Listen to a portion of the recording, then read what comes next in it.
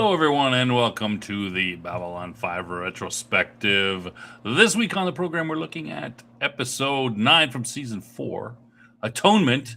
And according to some of the panelists, it's an atonement for last week's episode. But hey, we move on. We accept what we get, and we move on. Here's the. But before we get into anything, let me welcome my co-host, the man who's accepting of just about nothing. It's Cam. Say hello, Cam. Good evening, everyone. How are you? Good evening. Good evening. Yes. Do we have any administrative stuff to do, or should we just jump right into it and bring everybody in? Should we say hello to who's in the chat? Let me just do a quick. Sure. Q2's in the chat. Good to see you. And Evera Games, I guess that's Dean's alt, or maybe somebody running his thing. Dave says, greetings from the Narn delegation. Yes, we always like to hear from the Narn delegation. Appreciate that. Who else we have? I'm just scrolling down. I think that's it. Oh, Forgotten One Music. Hey, is that a new? Is that somebody new? Hey, is that the best? Is that the bester you can do? Yeah, it's pretty much the bester I can do.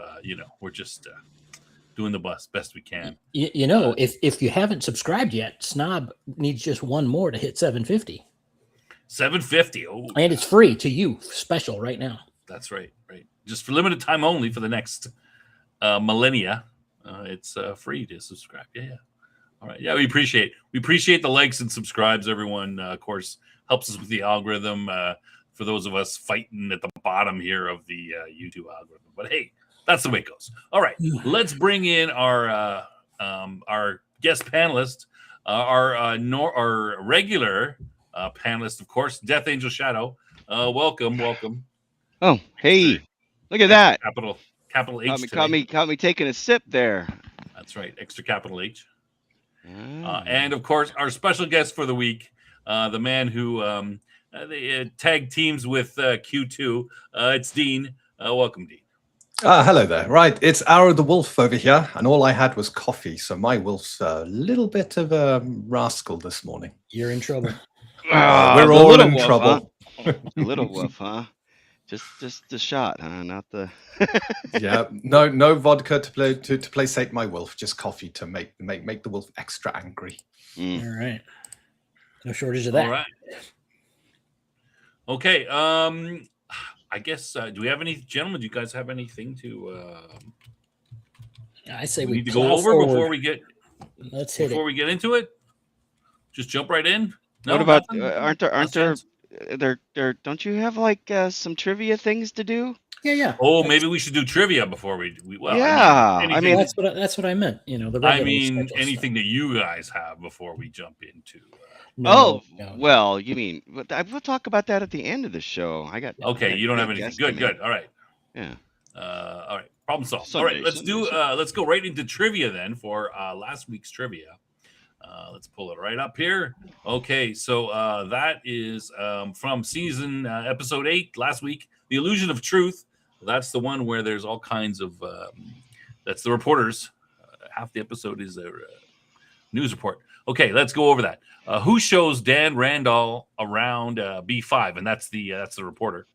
What race does the statue Garibaldi is tasked to find belong to? Who does Garibaldi say appears if you speak of him? And it's not Satan.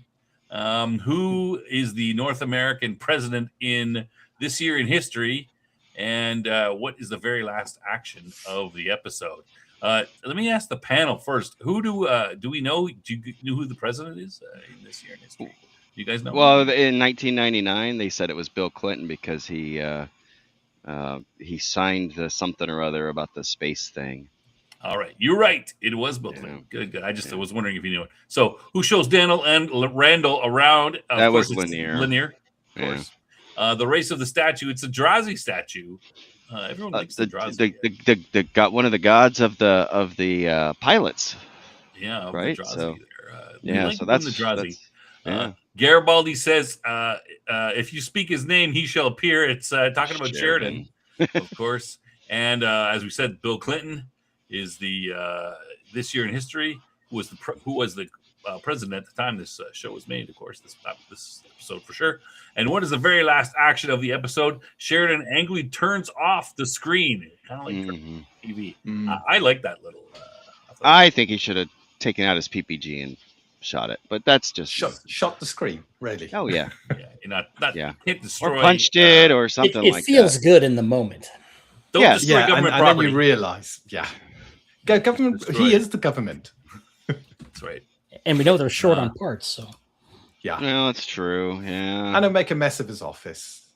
Yeah. Flipped his desk at least, or wiped everything. He could have pulled a Londo. No, I think he could have just given that episode 3 out of 10, and that would have been damning enough. I did. Exactly. And now I'm thinking about maybe it should be a 2.5. I just thought of something.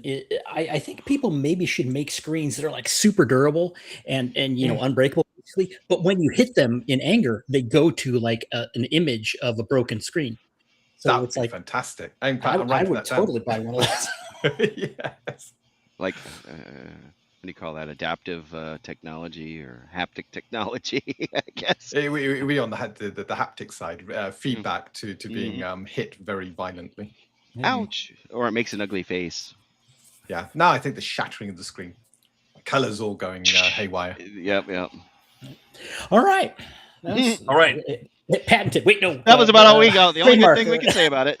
Yeah. You've indulged your little your fantasies enough. All right, let's get to it. it. Get on with the show. Yeah. This is a much better episode. Let's talk about this one. I will turn it over to Cam to do the episode summary, and I will do the little slightly more detailed summary, try to get to it as quick as possible. Then we'll jump right into the show, everyone, if you're new and you don't know. Says we got 8 people watching. Great. Appreciate that. Okay, shut up. Let's go. Episode 75. Season 4, Episode 9, Atonement by J. Michael Straczynski.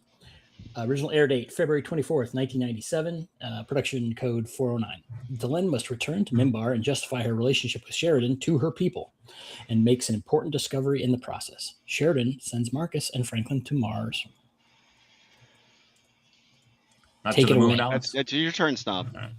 Okay, to the moon, Alice. All right. So we start the episode off with Zach getting his new uniform. There's a couple little jokes by Lanier, puts him in his place, sort of. Kind of, and then we have Delenn about she's told by another Mimbari that she's going to have to go and do the dreaming, and she may not return. Dun dun dun. Dun, dun, dun. And of course, we have the opening. I'm just going to go over. There's really the main episode is really about Delenn and this thing about the dreaming, but there are a couple little scenes that are scattered throughout, which are obviously setting things up maybe for later. And I'm going to mention those first. We'll just mention that Ivanova goes, they talk about an equipment shortage. She says she can't deal with it now. She's going to a Drazi party. And later on, she's in the, she's stumbling out of the elevator when her boss goes by, Sheridan, and she looks hammered right out of it. Jakar gets his new eye from Franklin. And Franklin and Marcus are sent off to link up with the Mars rebels. And Sheridan also in that little part mentions that he thinks that his father is actually free from last episode, because if he wasn't, they would be parading him around and, humiliating him, torturing him, whatever. Okay, so the story with Delenn and the dreaming situation. It first starts off.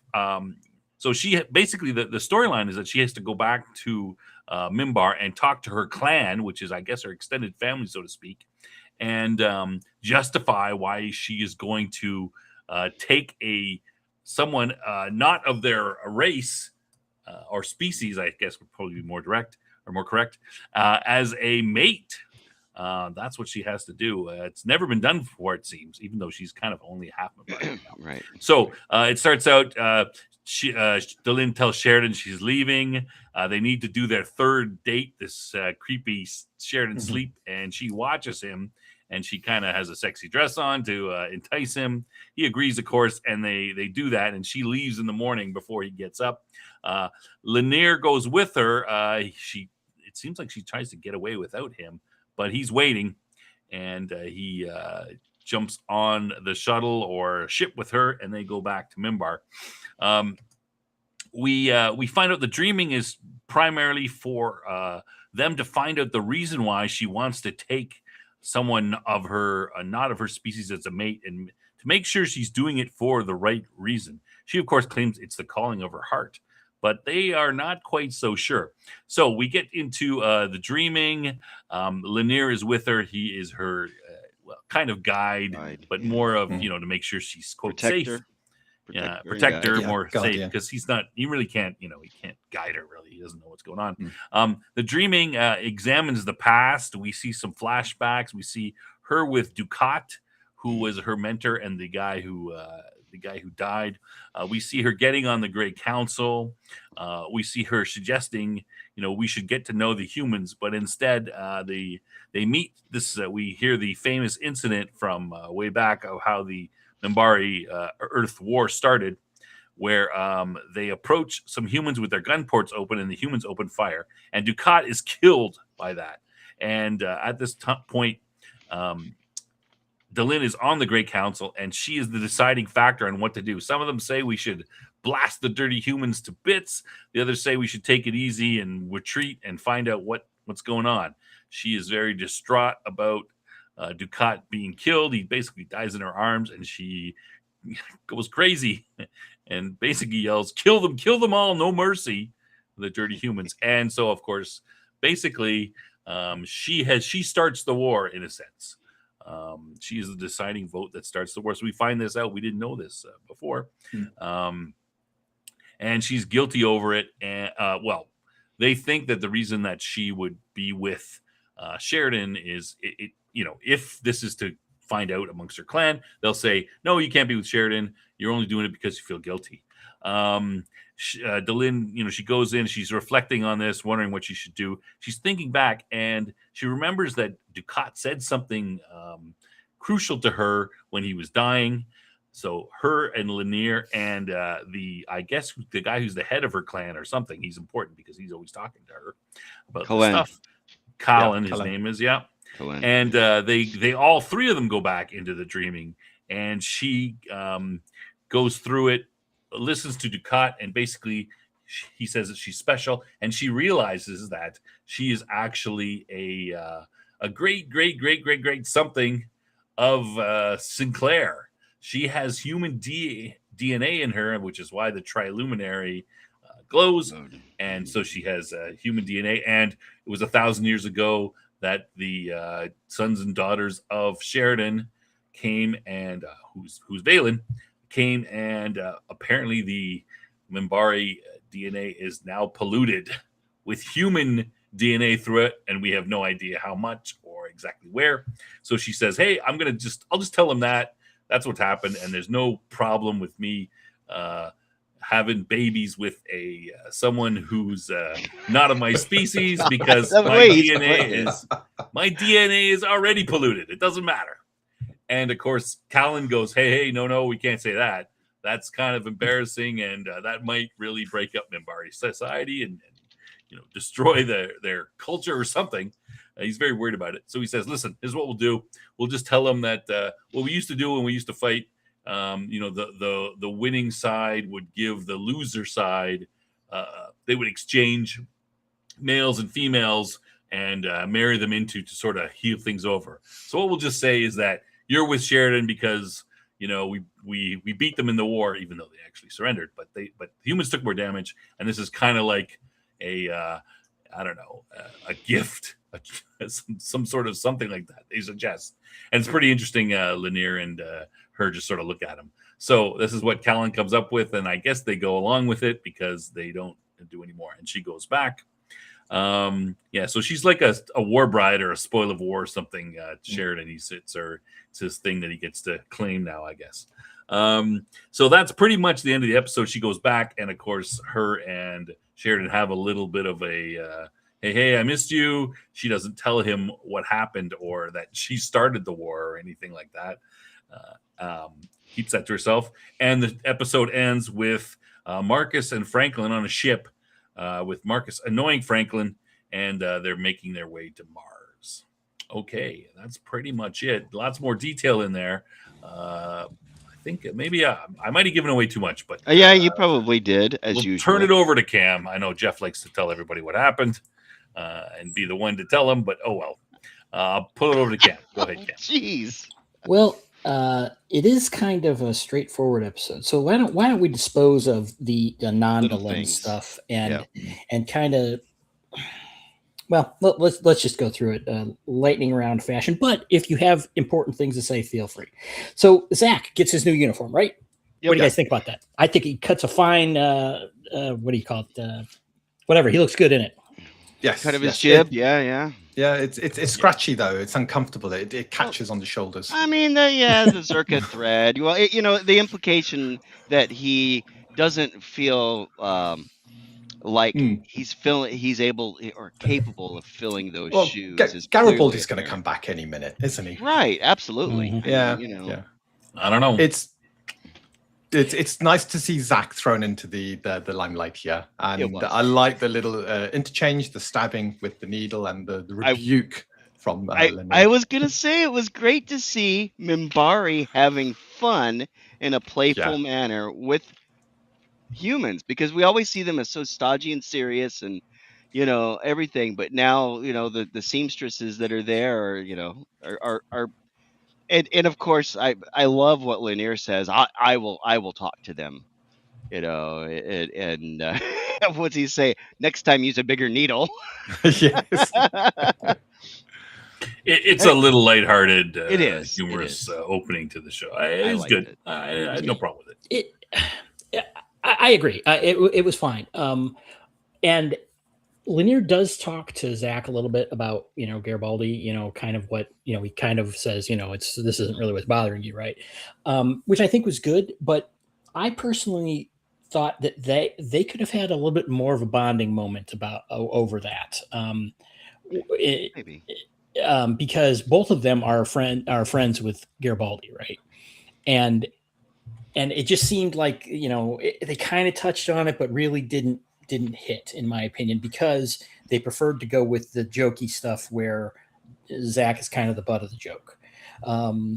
So it's not that I didn't like that lighthearted stuff that you guys are pointing out, but I think it might have been at the expense of a real character moment. Yeah, well, I mean, they could have had both. I think it opened the door for that, though, because they did have this serious heart-to-heart about Lanier going, it's not really the uniform, is it?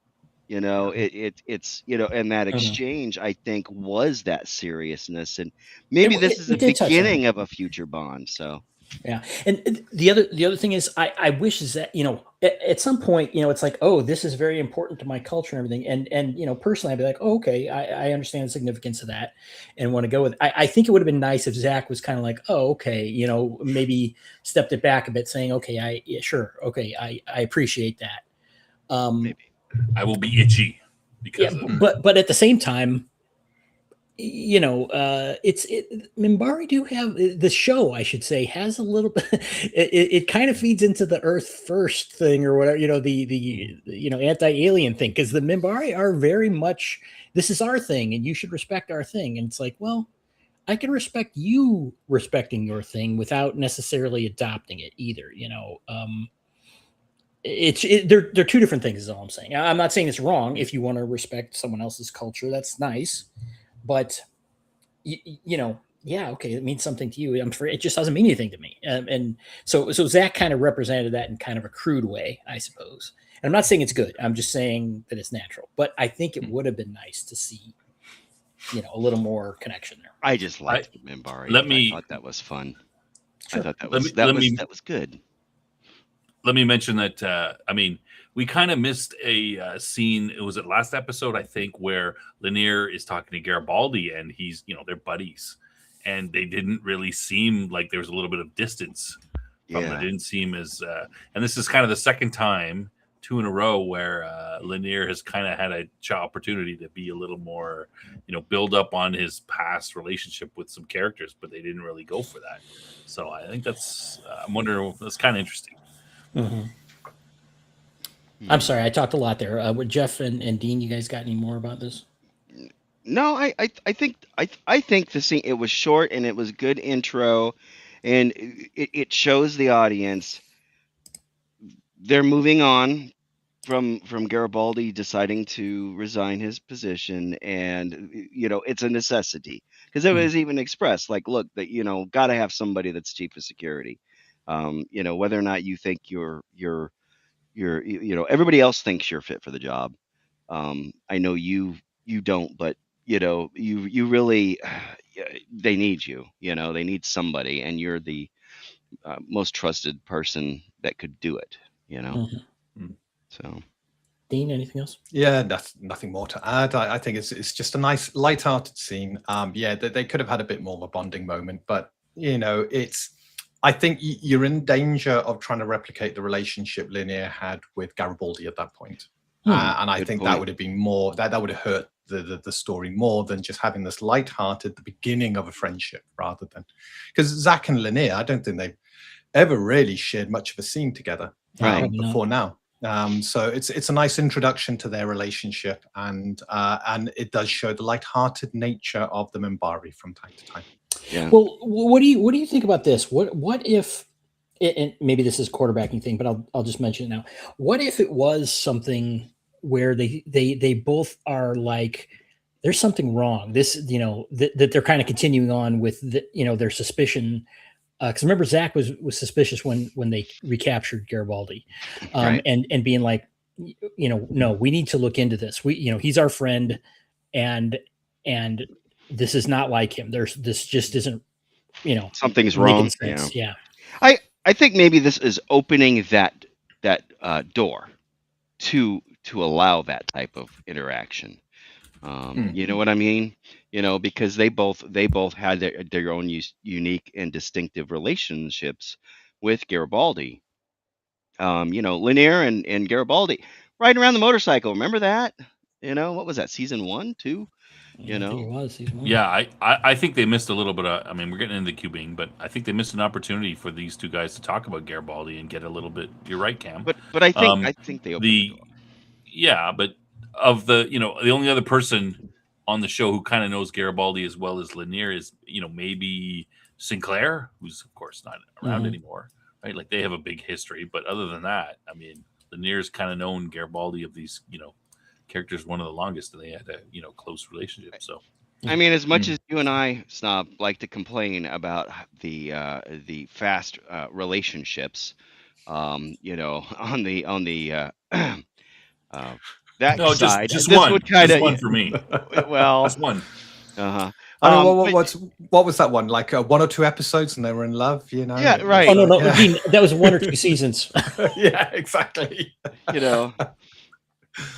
But Anyway.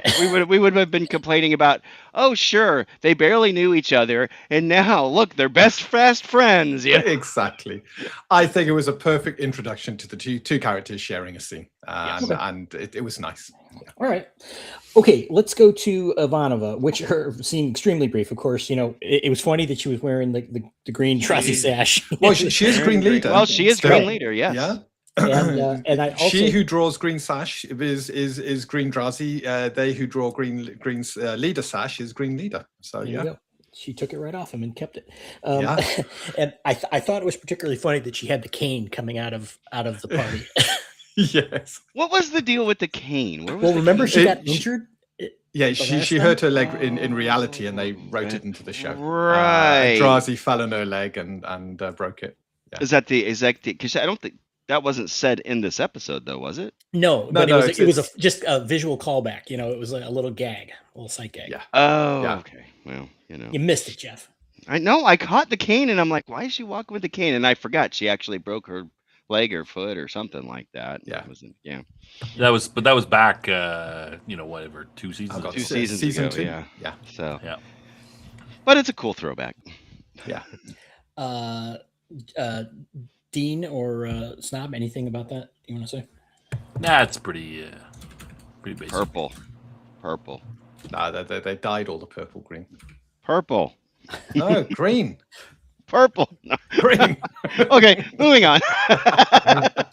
Okay, so we've got Franklin and Jakar, him getting fitted for his new eye, his new blue eye. Which is probably his natural color, right? Yeah, it might be. He might be like, thank God, get that thing out of my eye. Yeah. You got to go without the red contact lens for once. Yeah. I wonder how weird that must have been having just the one contact lens in. But if the future technology is, because that image looked terrible, fuzzy and it's 480p. Yeah, maybe not even that.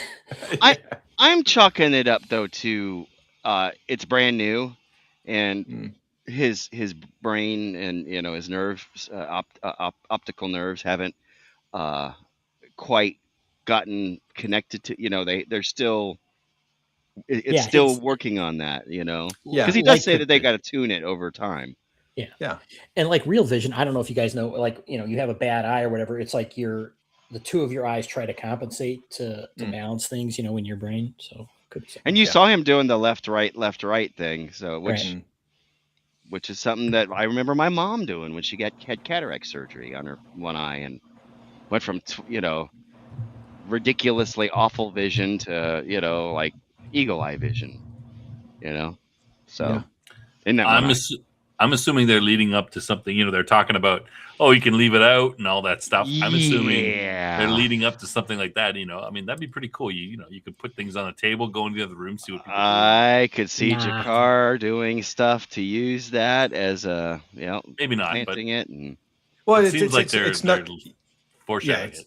It's no different to putting a camera. Remember when Londo hid a camera in Sheridan's office when the techno majors were there? So it's not too different to something like that, other than you're getting the image straight away into your head. Yeah.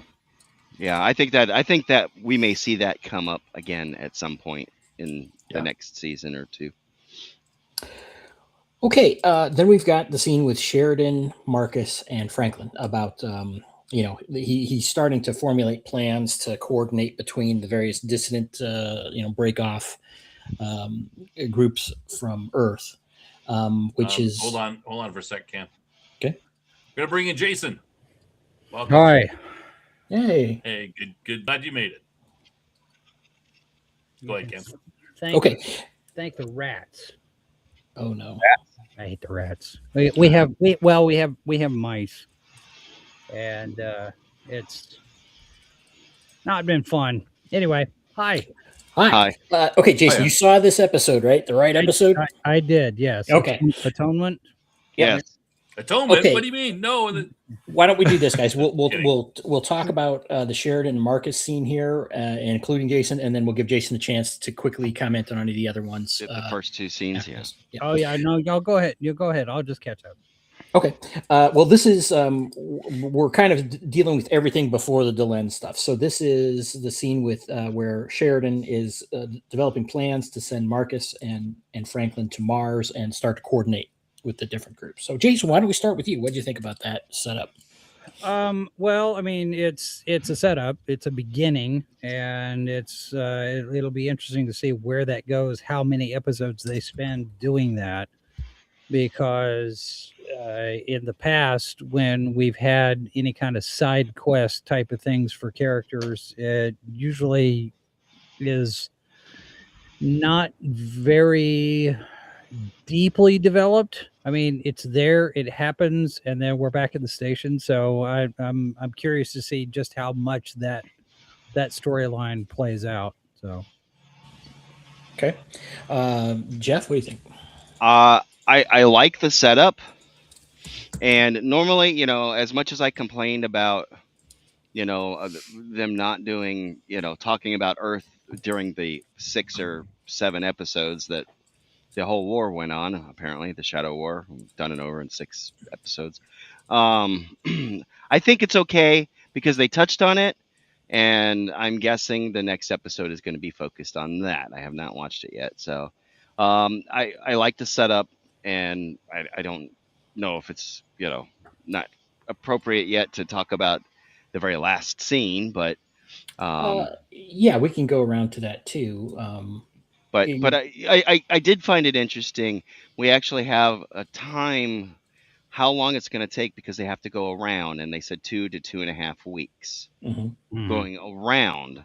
And I think did they say it would take twice as long as it would normally would? Something like that. So that means that we kind of have an idea that to go from Babylon 5 to Earth would take about a week normally through the normal routes. Mhm. That's kind of the impression, because had we heard anything about how long something I would don't take? remember if it was that explicit, but we know it does take some time to travel between these things, even in hyperspace. Yeah. Well, Right. when the White Star, so the time they went to deal with the Shadow Vessel on Oh, right. Ganymede, the White Star took a That was day. like 4 days or something, wasn't it? I thought it was yeah, it was 4 a days. couple. I thought it was a couple because I had the one night scene. That was the first time to then 2 watch days, wasn't it? Sheridan That was. sleeping. It was a couple of days. So it's this inconsistency they have within their lore, where sometimes space travel takes forever, and other times it's almost instantaneous. And it does irk me a bit. I just wish they would have nailed that down, how the hyperspace routes work, how the jump gates work. And they have in some respects. Yeah, but there's no official map. And this is what makes me think, yeah, you put a lot of thought. JMS put a lot of thought into the story, into the lore, into how everything worked together, and then forgot about the map and travel times. And any good sci-fi writer, fantasy writer will talk about, you start with that. You kind of get that embedded because that's the realism that your readers or your viewers base their reality of your world on. And so long as that holds up, you maintain the fourth wall. Right. I agree. Firefly. Yeah. Well, I mean, he makes a good point, but I mean, look at the last season of Game of Thrones. They had maps and all that stuff, and they followed them, and they're like, "Oh, it's the last season. Screw it. We'll just do what we want." Yeah. Well, and you also have The Walking Dead. I don't know how many times the guys doing the podcast for us was talking about the fact that you're in the state of Georgia and you're in and around Atlanta, and it takes forever to get anywhere to do anything, and nobody seems to have any kind of an idea of the amount of distance actually it takes to travel from here to here. And that was a constant bugaboo for those guys, of the fact that none of the travel, none of the location work ever made sense in that show. Sure. Yeah. Let's see. Snob. Yes. Yeah. Marcus and yeah, Franklin? I think this is a good way to use two characters that are not used as much and get them into this main storyline. And the reason that Sheridan gives for using them, it seems reasonable, right? Sending Marcus because he's part of the command, but less, obvious. And Franklin because of that, and Marcus because, well, he's the undercover type operator. So I had no problem with that, and I guess we're gonna have some interesting Marcus Franklin interaction. The next episode is Racing Mars, so I assume it's going to be about Mars, and we're going to see a little more of that, I suppose. Well, and I think too that sending Franklin makes sense from a story standpoint because of his background with the Underground Railroad that he's done, because that path comes through Mars, from Mars through Babylon 5. So he's likely going to be able to make use of some of his contacts for that, and whatever it is that Sheridan's got him doing now. I'm glad you mentioned that, Jason. That Sheridan doesn't mention that, though. No, he doesn't. But he could have said that easy. He could have, but it could also be that we set that up for later.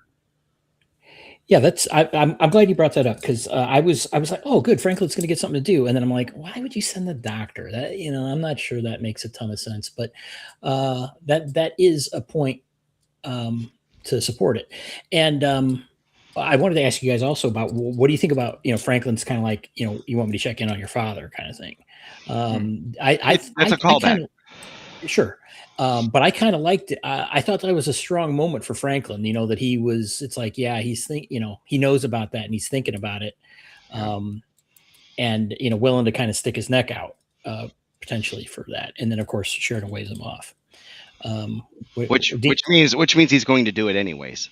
I'm guessing. I'm just guessing. But he doesn't do well with authority. I mean, his father, his former commander, the captain, you name it. Yeah. I kind of get it. What do you think, Dean? I think it's a great reminder of the pressure Earth is putting on them, and how any of their relatives, if they have any on Earth, are subject to. I mean, Franklin's father is he was a general, wasn't he? In the yes. I don't know what he's going through, because his son is a renegade, and and they didn't touch on that, and I would have thought that would have been a great time to bring that in as well. Yeah. Well, they do kind of allude to it because Dad's in hiding, and basically said Sheridan's dad is in hiding. Sheridan's dad. Yeah, Sheridan's dad, but you got Franklin's dad, who's high up in the military. And there's no indication of the repercussions. You're high up in the military, Earth, this dictator's taken charge. And one of your generals has a son who is leading a resistance, rebellion. And nothing's mentioned about that. Nothing's covered. It's almost like that relationship's been forgotten. And I would have liked it more if Franklin had talked about it and then said, I want to contact my father, make sure he's okay. And then Sheridan says, no, you do not do that. And that would have brought a bit more that father-son relationship in, and how the war is impacting it. Yeah, or brother against brother, father against son, that type of thing. Yeah, Every Civil War type thing. Even it could have done something like, back in the end of season 3 or something, where there's a throwaway line where Franklin says something about, yes, my father's been arrested, or he lost his job, something like that. Yeah, just so that we get more of a sense of the whole the Civil War, how it's affecting everybody. Yeah. And that kind of goes back to my constant complaint that Franklin is never totally utilized in ways that fulfill his potential as a character. Yeah.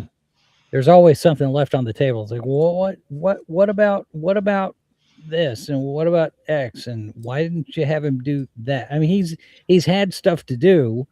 And later seasons are better about that, but I was complaining about that from the very beginning, where he's window dressing and he doesn't get a whole lot to do, and now he's getting a little bit to do. And as far as contacting his dad, I think there's an implication there. Yeah, it's probably going to be something problematic for Franklin's father, but at the same time, how close. I mean, they kind of had a little bit of a reconciliation at the end of that episode, but it's not. There's nothing since then that I can recall where he's had very much contact with his dad at all. Even before the war, before breaking off ties with Earth, I don't think we heard any mention of him corresponding with his dad and continuing that reconciliation. Well, there's an understanding at the end of the episode that, they kind of had this mutual respect, but that relationship is still a long way away from a very strong father-son bond. Well, his dad was one of the things he dealt with in his Walkabout, silly episode. So but that was in his head. That wasn't actually dealing with his dad. Right. Yeah. But that was still him dealing with, the things. The one thing, wasn't his dad the one that led that military force? Yes. Basically, the one that got slaughtered. Yeah.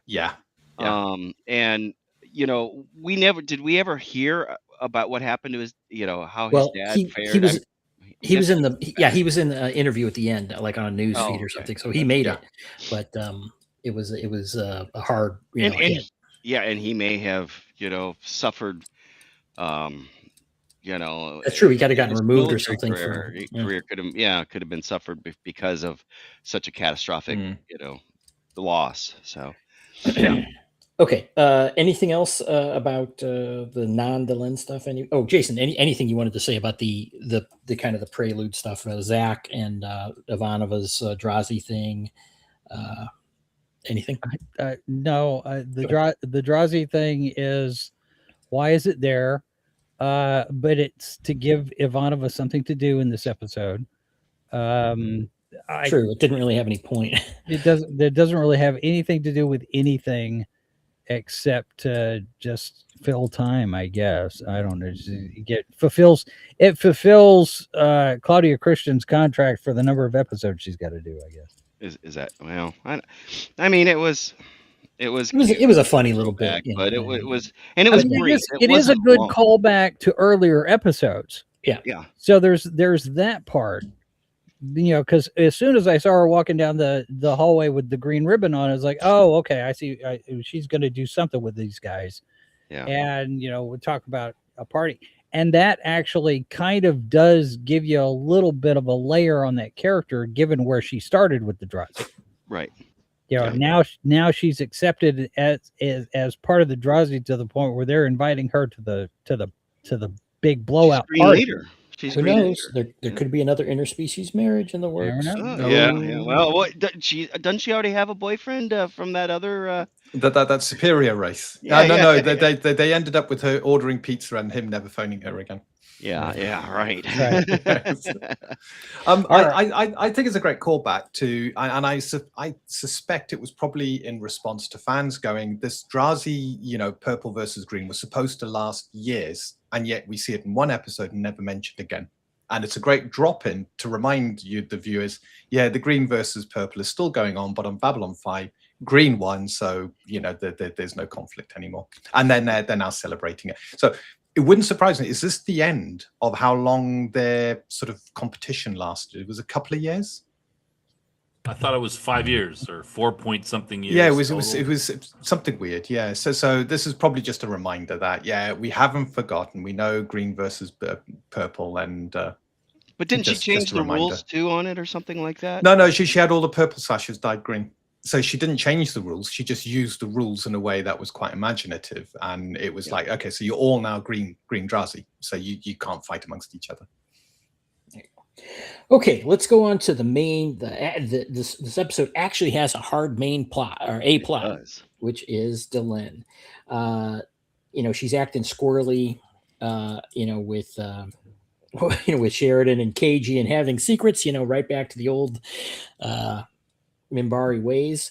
Snob, I'm gonna come out and say, even though I think that your and Jeff's claims about not having a developed relationship path for them is crazy, I will say that I just find the whole thing cringe at this point. Delenn and Sheridan, it's just, I don't want to see any of it at this point. It was very cringy last episode. I mean, that was just horrendous. This one was a little more genuine, I think. I agree. I just don't like it.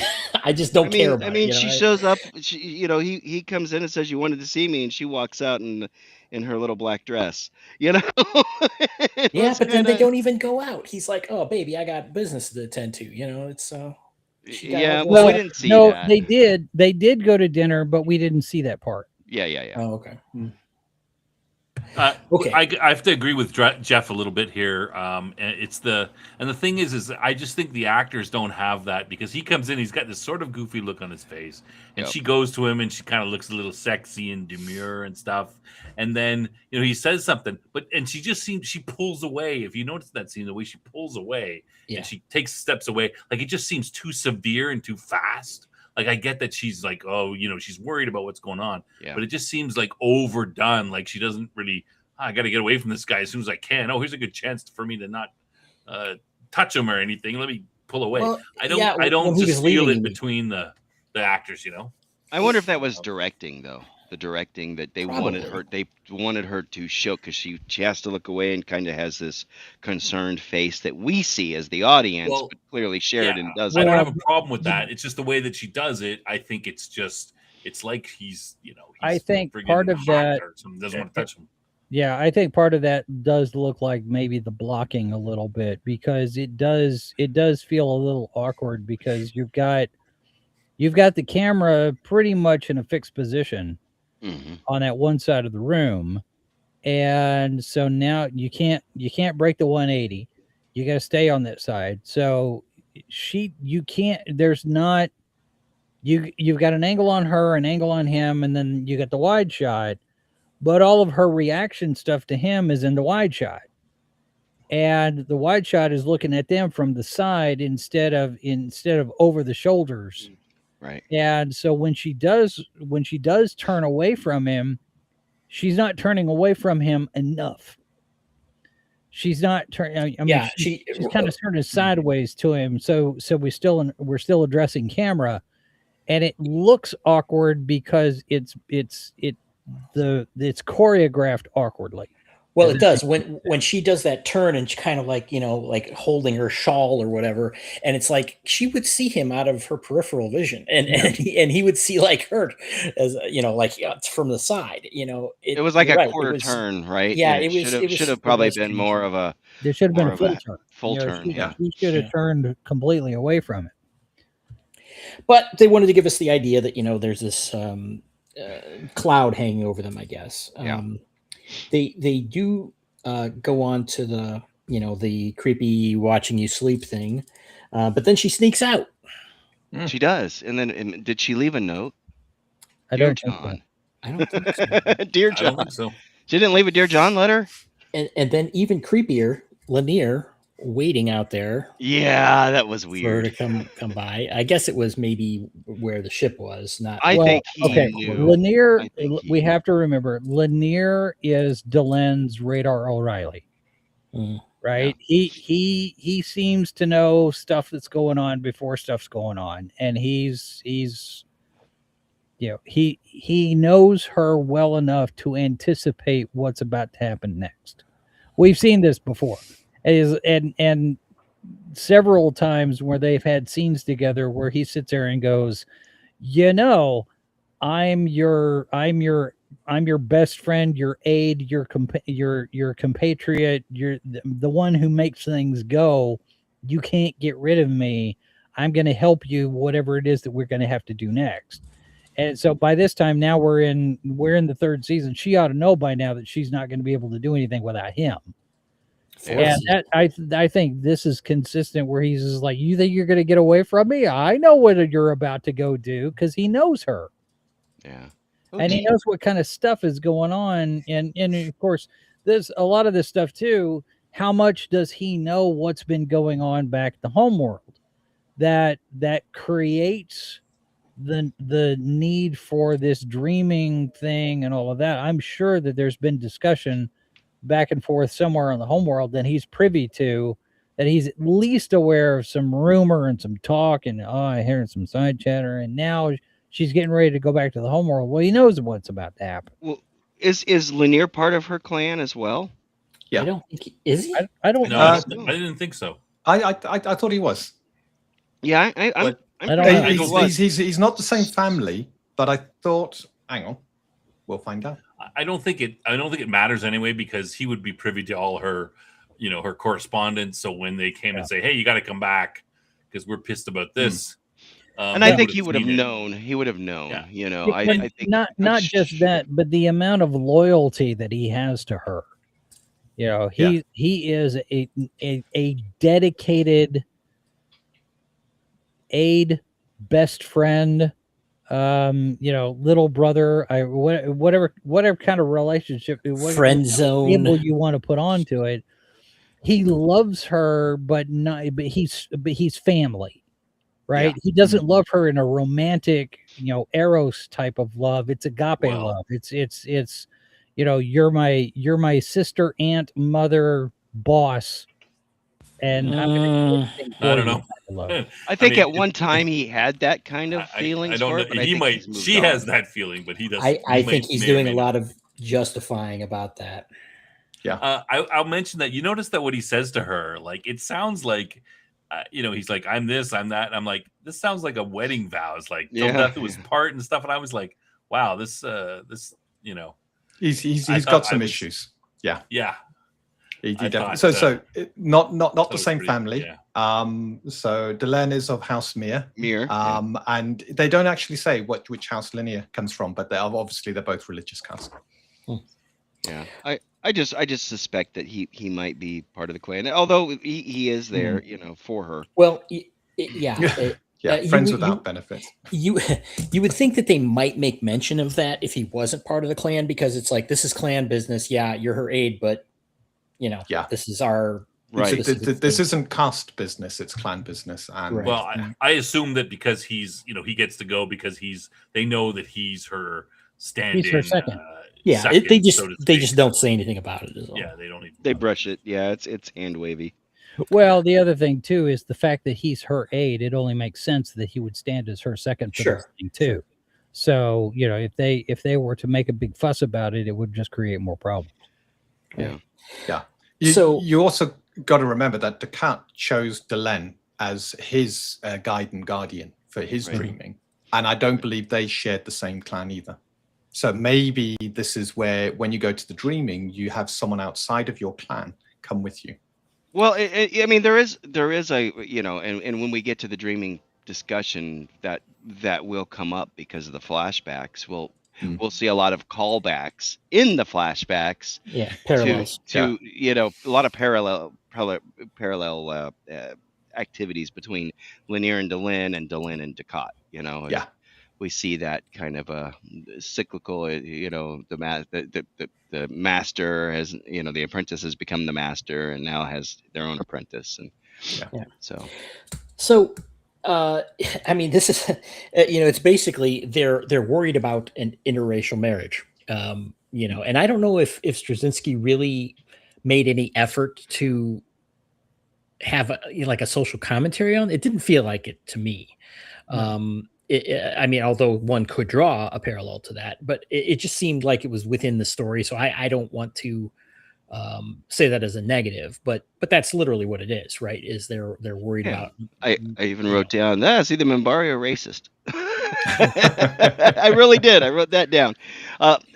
It's a interesting concept because you could see this as being, in the 90s it was far more acceptable, and today that was long past time when that was taboo, right?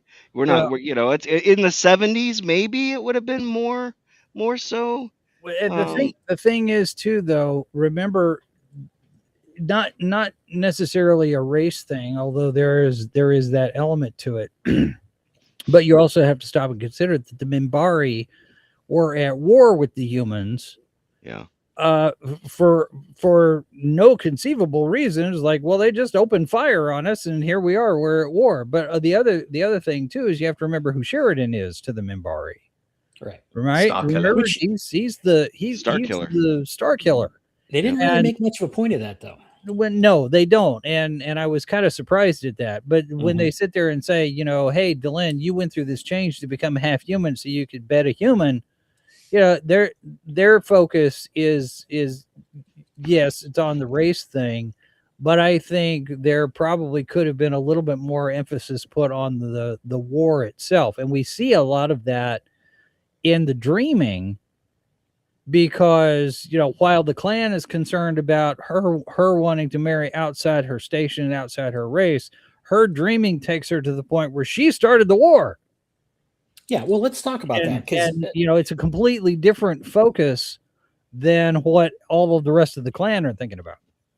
Well, I think the dreaming is probably the most important part of this, and we get a lot of that backstory of what happened when the war started and why and how. Just before we jump into that, though, let me say that the clan might be more concerned about how this will look to other clans and the other Minbari, as opposed to that could be the reason. Jason's mentioning that's what they're really worried about. Oh, she's the first one to break this sort of rule, so maybe that's their focus, and they're just looking for ways to prevent it or to prevent it from happening. Yeah. So basically, they coerce her into agreeing that she'll accept whatever it is that they determine. I will abide. This. And they're pretty blatant about it. It's like, hey, this is what we're doing, and that's going to be it, kind of thing. So they do go into the dreaming thing, and there's a few major points that I think are here. The one that I saw was, basically Delenn's backstory and how she rose in the ranks to where she is. Mm-hmm. And as we were mentioning that, there's a lot of parallels there with Lanier to her and her to Ducat, right? Mm-hmm. And I think this is the most we've ever seen about Ducat as well. And one thing I want to point out is he's very open and kind of a bold personality compared to what we see. You know, Minbari are usually kind of reserved, and of course it's within their own ranks. But relating a little bit to that bit with Zach, you know, showing their, you know, a little bit of sense of humor and such. I'm not saying these are direct parallels, but in this episode we have these two instances of seeing the human side of Minbari, or you know, what they're really like. Let me ask everybody this. I'm curious. Every time I saw Ducat and heard him talk, I envisioned Ricardo Montalban. Because he gave me that vibe, like the very commanding with that little bit of an accent, you know, that tone and He's very tall. his aura, you know, it was very I don't know if you want to say Khan or Mr. Work or yes, all the above, you know, but I got that every time. I'm like, damn, he's just like friggin' Ricardo. I didn't pick up that, but I do see the thing that he is very commanding. I mean, he just kind of talks to the Great Council like they're his underlings. You know, he's berating them at the beginning there with Delenn. So yeah, he's very open, and he's very, you know, he doesn't hide what he says. He's very direct, and he's not afraid to call them out. The rest of the council. So I get the sense that he's the senior guy on there. He's able to do this because they are. Well, he is. He's the leader. Yeah, he's able to do this, and he's not even, you know, he doesn't even feel the need to be polite or at least, circumspect about his criticisms and stuff. So, well, now he is also. This is the position that Delenn was going to be elected to before she, went on her own. And he is outside of the Great Council. He is not one of the 9, correct? I think that's correct. I'm not sure. I mean, you notice in the picture, there's 8 of them, and there's one spot that is there? Glowing, and no one's in it, and he's walking around, and Delenn's in the center. So I kind of, I don't know, but I think the leaders. Yeah, I kind of made the assumption that she was, and this was a bit confusing for me, that she was being brought into the Great Council. But then I'm like, well, does that mean is he leaving? Not at the very because there's already not at the beginning though. Not when she was. But when they're talking to her years later, she's in the thing, and they're like, oh, we're checking you out to bring you into the Great Council. Maybe I'm wrong about that. I was assuming that she got the position because he died right out, like in that time frame, right? Because he's dead, but I wasn't sure about this. No, it's I just looked it up real quick, and according to this, it says that he's in addition to the 9. So that leadership position is I would suggest that something like a small Senate or some such thing. Council where he would be kind of like a city council almost, where you've got a mayor who is one person, and then you've got all the other commissioners along with it, and the mayor leads them, but they still can vote on whatever they want, so maybe they each get a vote or something. I think that's a good point. That seemed like it because they were against contacting Earth, for example, and he was berating them. So maybe it's like he's the leader and saying, hey, we want to do this, but he can't actually make it happen with that. He can't overrule them per se. No. So the Great Council is 9, or one of which is the leader. So there isn't a 10th. And it's an odd number so that they can never have an impasse. Okay. Because they did say that when he passed away, that they needed her because but there was still an odd number, so 1, 3, or 5 of them must have abstained from making a decision, so she ended up being the kind of tiebreaker. Well, she was the tiebreaker, so the others in the Great Council, they needed to know her decision, and she had to choose which way to go, because I think it would have been 4 and 4. Okay, it would have been 4-4 most likely. Okay, then that means he has to be 10. There was 7, because she was part of the Great Council. Then there was 7 left because her and the cat were outside of that, so they went from 9 to 7. So there was still an odd number. So for them, died, yeah. it was one of my notes. For them to have an impasse at that point, 1, 3, or 5 of them must have said, "I'm not voting." I don't. Okay, if there are 9, including Ducat and Delenn, and then he dies, that leaves 8. But if And two of them, she was the died, tiebreaker because there was significant deaths. So, yeah, another one of the Great Council could have died, leaving that even number. Well, okay, and then there's nothing in the episode that I recall that establishes that Ducat was part of the 9. It does. I don't know that anything ever explicitly establishes that he was part of the Great Council.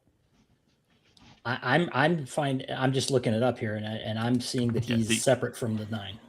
The only thing that made me think he was part of the 9 is, as I said, there's one scene where they've got all the people are circled around, and Delenn is in the center, and Ducat's in the center as well, walking around. And I counted them specifically because I was wondering about this.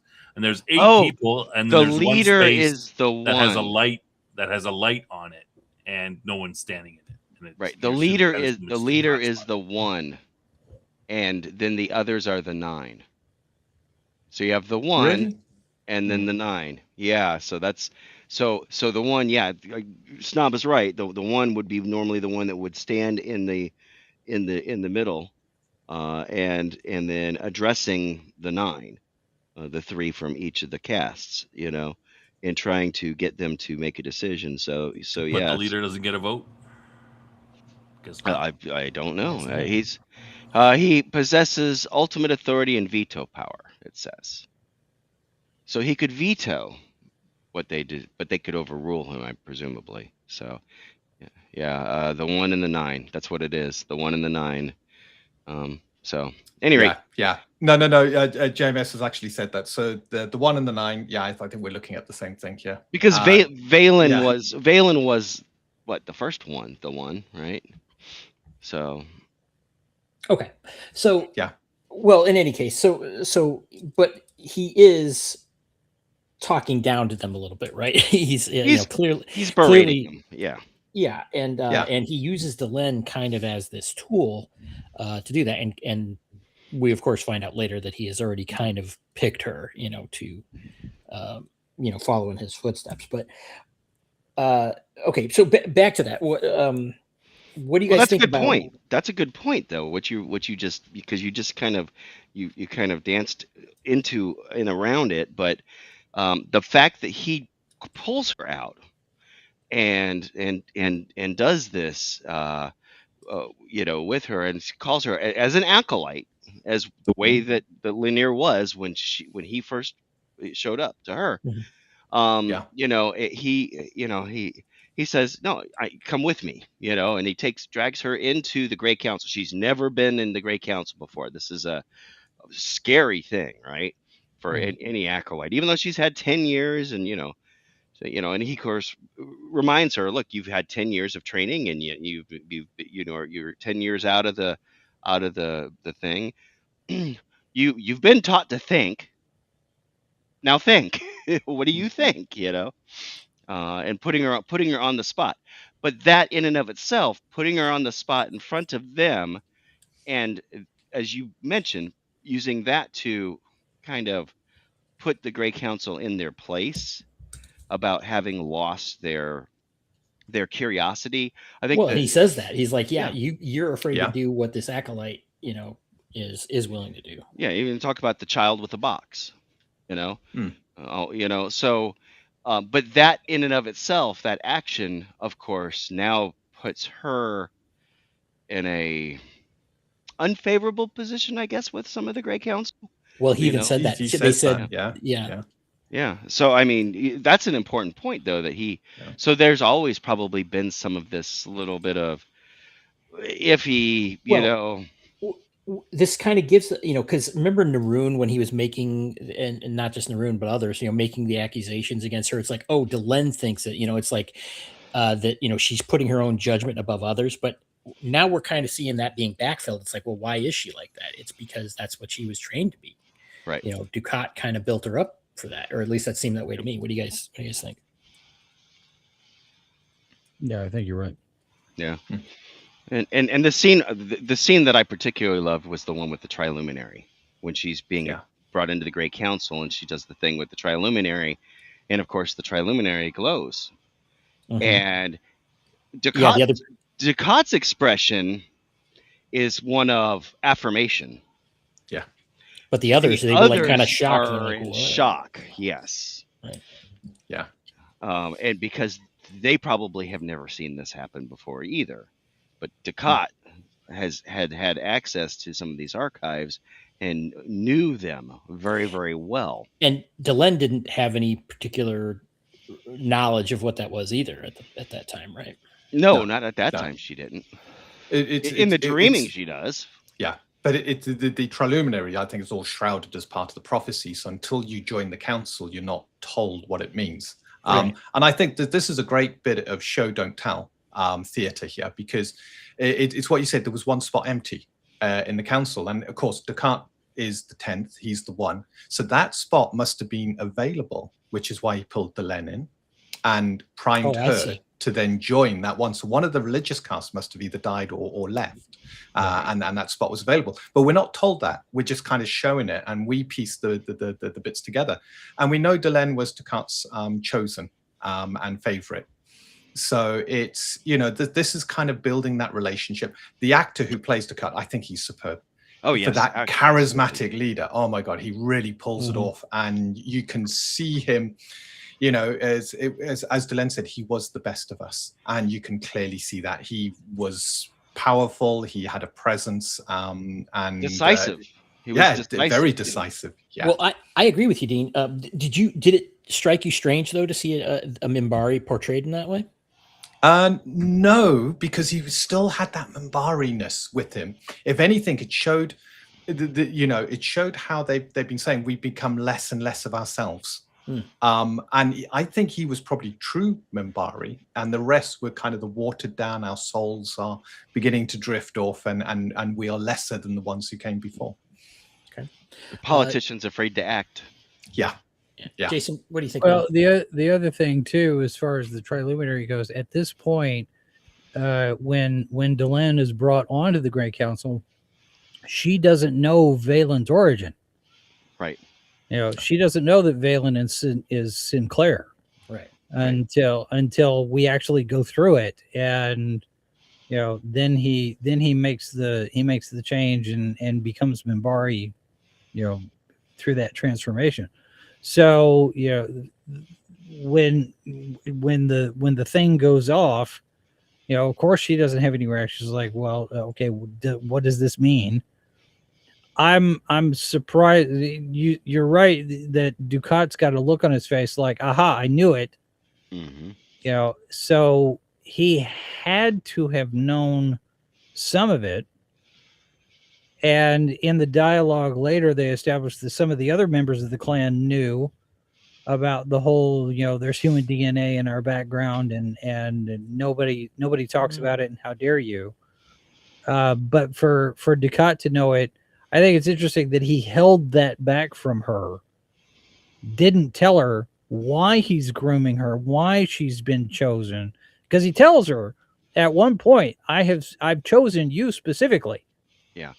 And you have been chosen. It leaves open the question why, and then we find out later at the end of the episode why.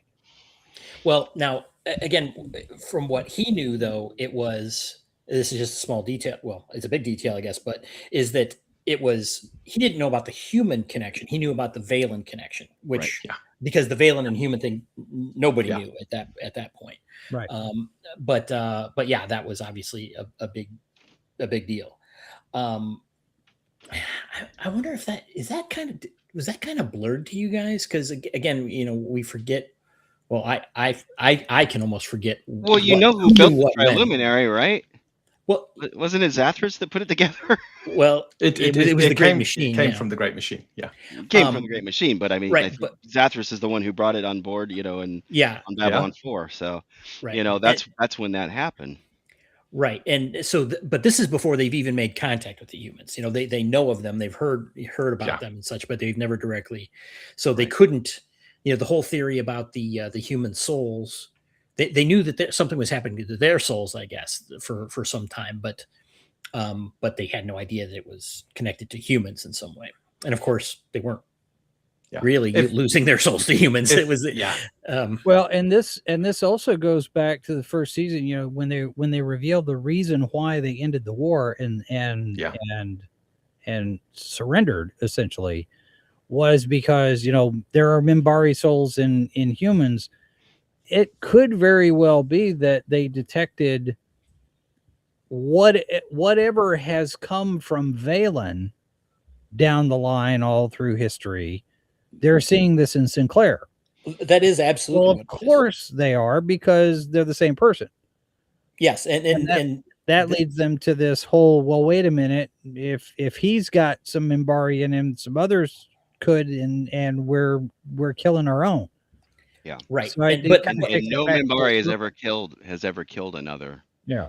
In over 1,000 years or something like that, right? So, right. But correct me if I'm wrong. I mean, that whole idea, which I thought was so cool, you know, it's like, oh, you know, there's some merging of humans and Minbari. It was really never true. It just appeared to be true because Sinclair was Valen, and his human DNA was, you know, as we find out, scattered throughout Minbar. Well, I don't know that that's true, Cam. Because I mean, if Minbaris think that their souls are resurrected, they could be resurrected in humans on, you know, Earth. That could be there. Yeah, but that could be the official government story. That could be a cover story just as easily. It could be the truth. But I don't think again, I'm willing to hear you know, other information on it for sure, but I think that was all rooted in the fact that they put the Triluminary on Sinclair and said, oh my gosh, he's, you know, showing this, you know, so that he must have a Minbari soul, but it was really never. He's patient zero. But they suspect this before, that maybe Minbari are being reincarnated somewhere else. Well, yeah, but that. Yes, they don't know where, right, and then it's Sinclair is the guy that says, "Oh, it's in humans." Yeah, it's kind of the opposite effect though. Sinclair tainted their bloodline, and it's not that their souls are being reborn. It's just that human DNA got entered into the Minbari system, and that Triluminary just detects human DNA. That's it. So of course, it's detecting the descendants of Valen as human, and any human as human. Well, and there's probably, I'm sure Sinclair had other relatives that fought the war. I mean, we found that out, that he had many children, and then they. Well, not just that, but I mean, you know, not his progeny, but also his ancestry. I'm sure that he shares DNA with many other people that are humans. Yeah, I don't think it's down to his DNA. I think it just detects human DNA. So because remember, they brought on a number of other humans, and they said the results were the same. They had Minbari souls, or Valen souls, more to be precise. Yeah. They were descendants of Valen, and that's what caused the schism. Because they're going, we're killing descendants of Valen here, and every single one we brought on board and tested has tested as being a descendant of Valen. So again, we're killing ourselves. Right, but that is still a false assumption, because they, like you just said, they're just reading human DNA. They think that's all it is. Yeah, I don't agree. I don't think it's necessarily a false assumption. I mean, what you said is correct, but that doesn't mean that Minbari souls are not being transferred being reincarnated into humans. Just that the Triluminary is not necessarily detecting that, and it's just detecting DNA. Pretty deep for an atheist. Okay, but this is one of my favorite. Both can be true, is my point. This is one of my favorite parts of the story, and one that I'm horribly disappointed at, because I thought that was such a cool concept, and I've always taken it to be that it was never true. Snob, you're saying you think it's true. They have this perception that they are becoming lesser. I don't Hold know. on, just let me finish what I'm going to say for a second. They had the perception they were declining as a race, and seeing themselves, you know, like Delenn said originally, you know, we're seeing that we're not as great as we once were. But I think that just they found an explanation that they thought explained that, but it might just be that they're in decline because they're a stagnant society. I'm not saying you're saying it could be true. I'm saying where is the evidence that that is true? Because they provided us the reason why they thought it was true is not the case. Right? Because of Sinclair, because Sinclair was Valen.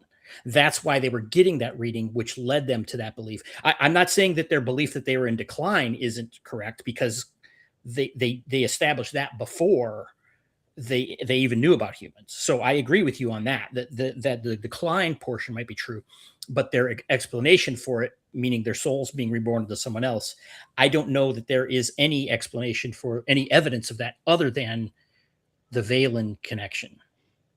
See what I'm saying? Yeah. Well, I mean, there's No, I stagnation is very likely due to the place that they're at this point, and just being very indecisive and unwilling to be curious about the universe. The leadership in particular, not obviously not the acolytes, but the leadership being very timid and afraid. That's led their society into this point of stagnation where they're afraid to engage with I don't think they're afraid. I think they're more arrogant, and they are the most technologically and spiritually advanced of these races that we know about, more so than the Narn and the Centauri and the humans. So I think it's not more timid. It's not fear. It's more arrogance. But my point being is that it's also isolationism. It's where the Minbari are a very insular race in terms of because they had to have a debate whether or not they want to even have a first contact with humans. Right. And that tells me that by and large, is in a general sense, the personality of the Minbari are, let's keep to ourselves, which I could totally sympathize with. I mean, if I never had to leave the house and deal with people, I'd be fine. So, I could probably fit right in. But the Minbari are like, well, do we really want to meet the neighbors? Yeah, I'm fine here at the house. I don't have to go to the block party. Well, but let me ask you a question about that though, because they clearly had interactions with other races like Centauri and such, right? And the Centauri at this time already had contact with Earth and many of the non-aligned worlds. So how doesn't it seem a little strange to you that the Minbari were so isolated and like didn't have any really? But they didn't get involved in the Narn Centauri issues. That's true. Yeah. So they were very it's possible that the Minbari are out there exploring and people make contact with them. Yeah. Because we don't know if they made first contact with Centauri or Centauri contacted them first. And it could very well be that Minbari have come into contact with all of these different races simply by happenstance because they're in the way. They're along the path from one to another, and hey, here's this group called the Minbari. Hi, neighbor. Hi.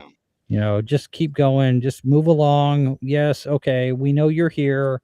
We don't necessarily want to be your neighbor, but we're stuck with it because we're on a cul-de-sac and you guys are all going past us. Okay, you're here, leave us alone.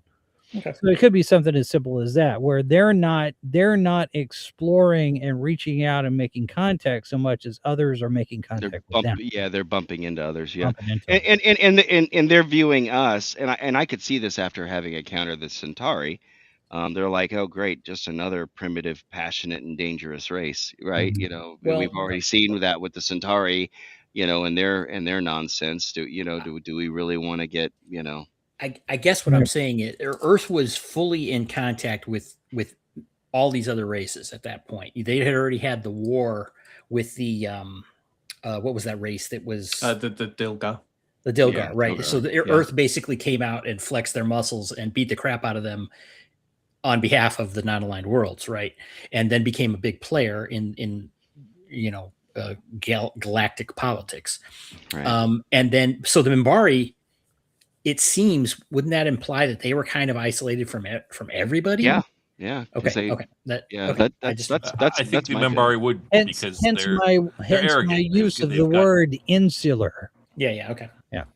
Yeah, I mean, do they're arrogant. They've got partially organic technology, which is kind of what the Vorlons have. I mean, they're obviously ahead of everybody.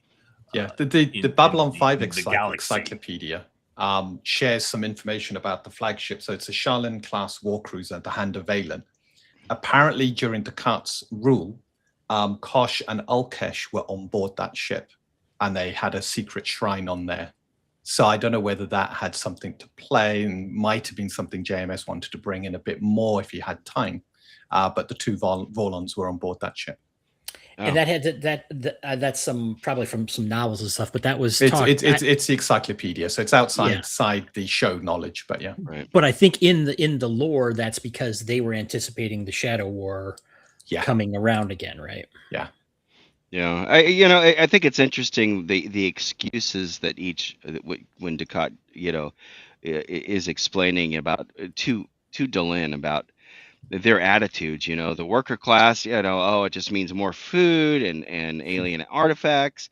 The religious caste, it's strange and primitive ideas, and then the military, the violent and violent. They're violent people, violent race, and it would just be a waste of time and resources dealing with them. And so that's why each of the cast doesn't want to have anything to do with humans.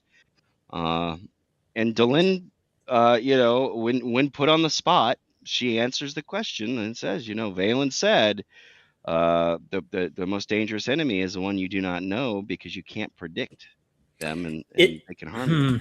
Okay. Their prophecy was largely built around Valen, right? It was basically the prophecy ended when Sinclair went back in time. But Valen's the one who kind of unified the Minbari, right? Because before that, they were but that's fighting amongst one another. You're right, but that's not where I'm going with this. Is that why wouldn't Sinclair? Well, maybe it's because he's afraid of messing up the timeline at that point, because Sinclair could have said, "Hey, by the way, don't kill." When that Earth, these humans come by, don't start that war. But I guess maybe it's one of those things that's an immovable point in time or whatever, from. Well, I think Madman mentioned in the chat the bootstrap paradox. Grandfather paradox is another one. They did kind of something like that in Next Generation to put in our proverbial your pop culture reference to some other sci-fi show. A leads to B, which leads to C, which leads to A. Well, okay, so then we get these kind of juicy details about Delenn and the Great Council and everything, and her being the deciding vote for the war. What did you guys like that? Or, what did you think about that whole thing? And I was shocked, but then went, yeah, that kind of makes sense. It was like oh my God, really? She started the damn war? And then, oh, okay. And then she rethought it really. She had a chance quickly. because she was enraged, and of course, she started it, and at that point, the fervor had, as the guy said, gone mad. They've gone madness. Yeah, they've gone mad with rage. And and so that became the winning thing, and it doesn't matter what the Great Council is going to try and do at that point. They've got to, this is an all out, we're going to wipe these people, this whole, these savages out type of mentality. Yeah, it became a religious war. I think that's the term he called it. I liked how the guy said that it basically just has to burn itself out. I guess he was a warrior cast guy that said you can't stop it, you just have to let it go until it naturally ends. Which is interesting again, because then the Great Council stopped it, which caused all this internal pressure in the Minbari society, right? It's because obviously the warrior cast is still pissed off about it at the beginning of the show. Why? Because no one ever explained it to them. The Great Council kept that hidden. So I like that. I like how they backfilled this and gave us some of this background stuff, which again is what I really love about. And they're still hiding secrets as we come to find out. Yes. So any Snob or Jason, anything about that, about Delenn being the deciding vote? No. Snob? I just Dean. She was the last one to be asked. Yeah. So of course she would be the deciding, She was the especially tiebreaker. a 4-4 split, and she was the 9th. In the reality, fact she was not more. Yeah, and the she fact was there. The fact she was the chosen of the cut, I think, elevated her vote to another level. And it wasn't she was breaking a tie; she was speaking on behalf of Ducat at that point. And I think they put almost, the death of Ducat and her vote in the same sort of area. And then, because you get the feeling she's leading the council, although not as a leader, but she's making a lot of decisions. She said, when we see the bit with Sinclair being brought on board their ship, she's the one giving commands on board the Hand of Valen, and she's the one. They're going, look, if you want to interrogate one, you need to choose quickly, Delenn. And she's being deferred to. The fact that they show her having this moment of regret is actually quite telling. And I think it is only a moment, and she realizes, no, we need to continue, and that's the guilt element that they kind of tie in. You're only having this relationship with Sheridan out of guilt rather than duty or love. Well, and that's a great point too. Because this is where Lanier really steps up in the dreaming, where he points out all of this. This is what they're going to say. Yeah. That and he says it matter of fact. What do you think about the way he said it? Because it was kind of weird. He said it kind of matter of factly, like, "This is what it is," and she's like, "But wait, that's not." That's what they're going to say. Lanier has always been more or less unflappable. Yeah, he's just he's matter of fact, and there's an underlying layer in Bill Mummy's performance where he's calm, he's self-controlled, he's cool, he's collected under pressure. That's the outside veneer of Lanier, and underneath you just get just this hint every now and again of, buddy, you don't want to cross the line and make me do something that you'll regret. There's always something there. Every now and again you'll get a scene where Lanier is not exactly what he seems to be. He's not the meek and mild aide to camp all the time. He's got some fire in him that he's keeping tamped down. He doesn't want anybody to see it. We get a reference to that in this episode. Yeah, and that's strategic. I think he does. Whether that's in the show Bible or if that's just a decision that Mummy made. There's that simmering, not necessarily rage, but there's an energy to Lanier that it's almost like he's keeping that restrained in his performance too. And I think there's more to him. You just get this sense that Lanier is a deeper character because of Bill Mummy's performance. Yeah. What's the one that you're thinking of, Snob, that you said the hint? What's a hint? He gets the scroll and he says, he basically has to beat up a couple guards to get it. That was funny. Yeah. That's funny. He had to persuade them. They'll recover eventually. Just two warriors, guarding. It's their job to do that. At least two of them, I'm assuming. Maybe they more. Will recover. But they'll recover. He beats the crap out of them with his bare fists, and they probably had weapons. And maybe that is, that his simmering rage is for the fact tough. That this information has been denied to the Minbari people. It's been withheld. It's not just that it's been withheld from the people. It's he needs that to help Delenn. True. And so you've got that motivation there too, and that's probably the deciding factor. Not yes, okay, fine. The people need to know this, but I got to have that book to help my girl. I gotta put her. get her back to rights, and we go home. And I need that book, and you're in my way. Well, with the Grey Council, we find that the Grey Council is still disbanded. So, we wonder, makes me wonder if something's going to have to be done to reconstitute it in a more democratic way or something like that. That's not going to be stodgy like it was. Maybe the council needs to be expanded, or something like that, and have fresh blood and whatnot. Yeah, So, but who's You gotta going to do court. that? Yeah, and who's going to do that? No one's in charge. right. You got these three casts that are kind of opposed to each other. No one's in charge, so yeah. you never know. We might have a future episode where they tackle the fallout of the Grey Council being disbanded. I think that would be good, and I expect we probably will see some sort of resolution to that.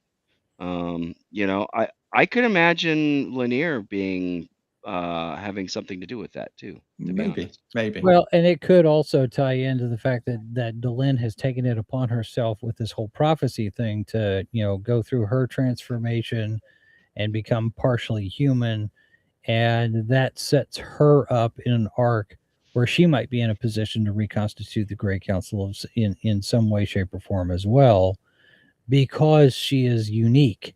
She's now kind of a one of a kind Minbari, and that gives her an unusual perspective. But I think also too, she has an interesting.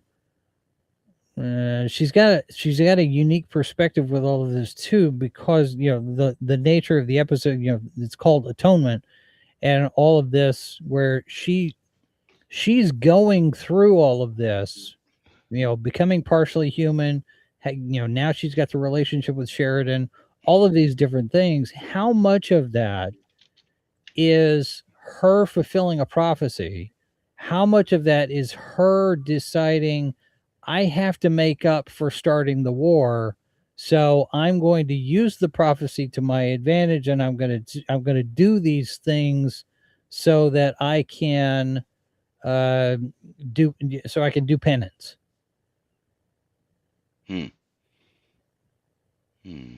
Interesting. Chicken and egg. Yeah.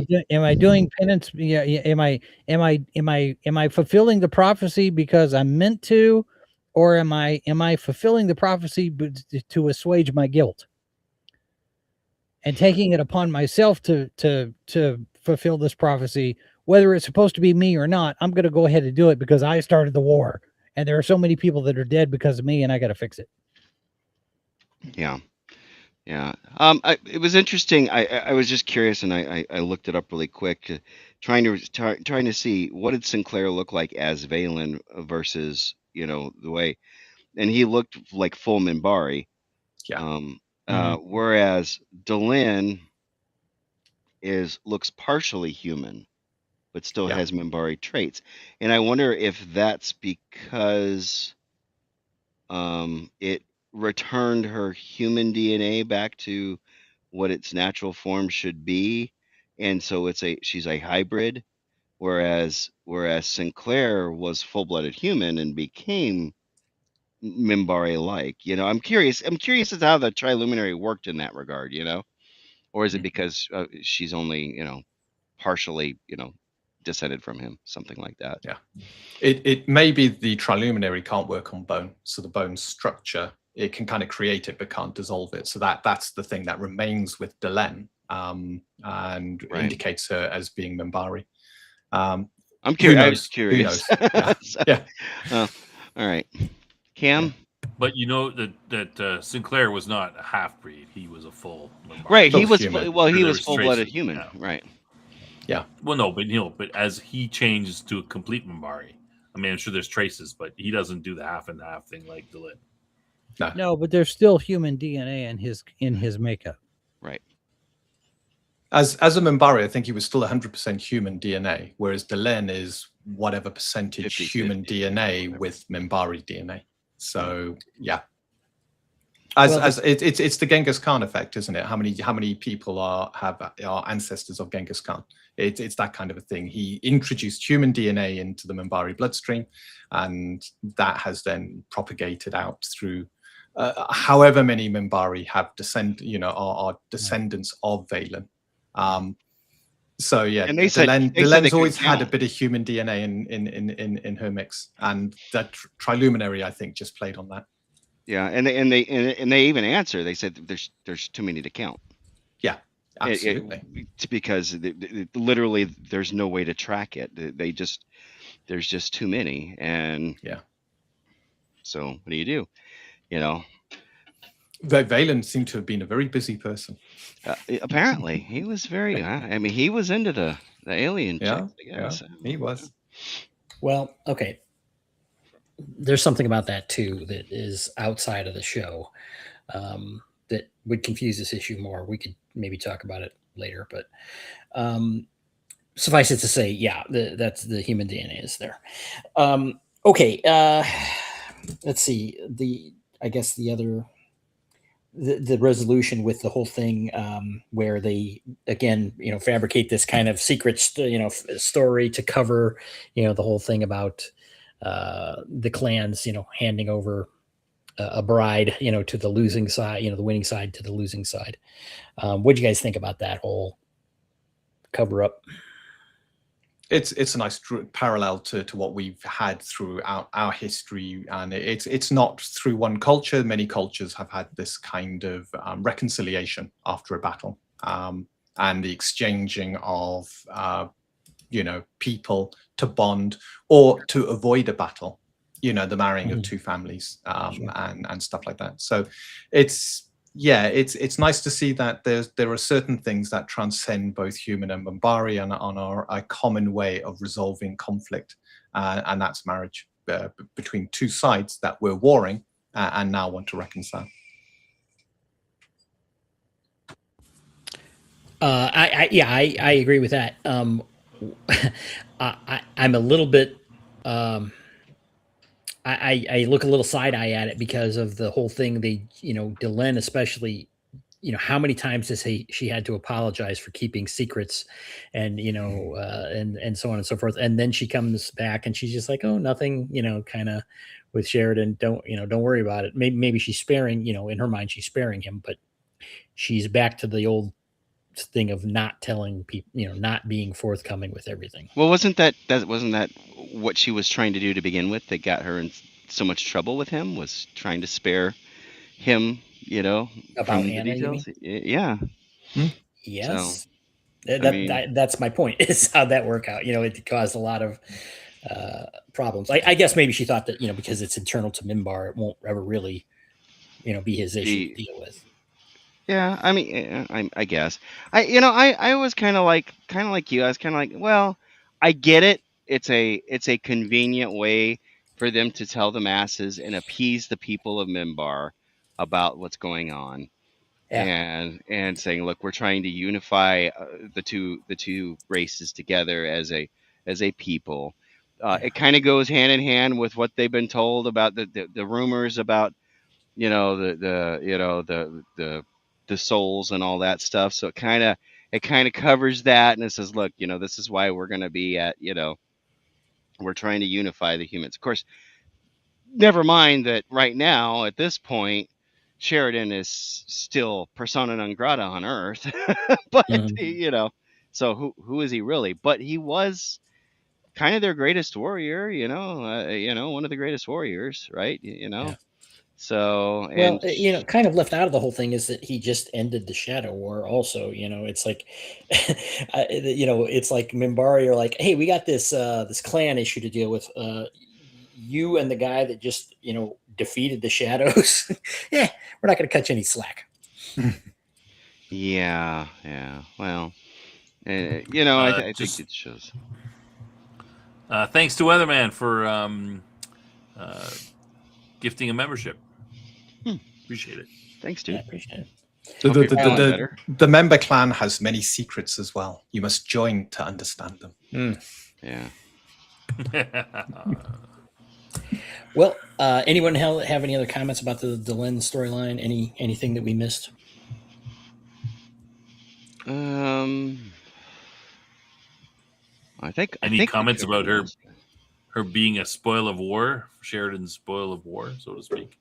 The dowry, yeah, he gets her hand, and and this satisfies the Minbari culture, and the humans are probably going to go, that's kind of primitive, but whatever.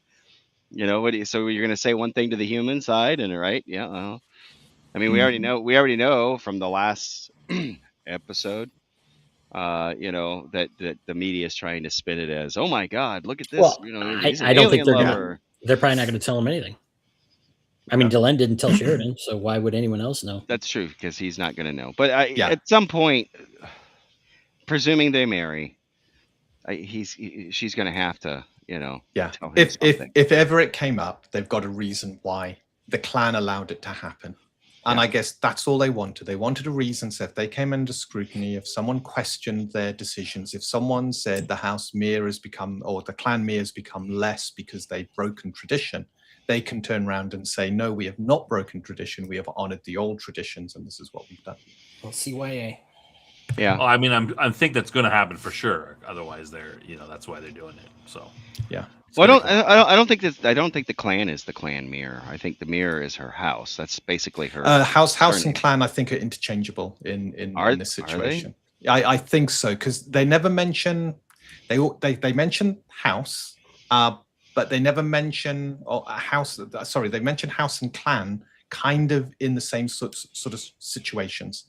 So I don't know whether they just because to me a clan is more than a house. Yeah, I think the house it's like the Klingons. You have the House of Duras, House of Worf, House of Gowron, and the clans are probably the allied houses. The umbrella. Now, it could be allied houses, but it could be extended family to the house, right? So like with Worf and his brother. What was his brother Kern?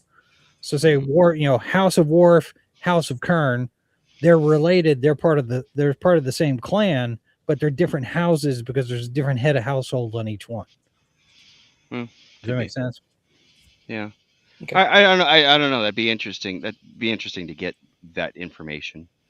I don't know if it's actually pointed out anywhere.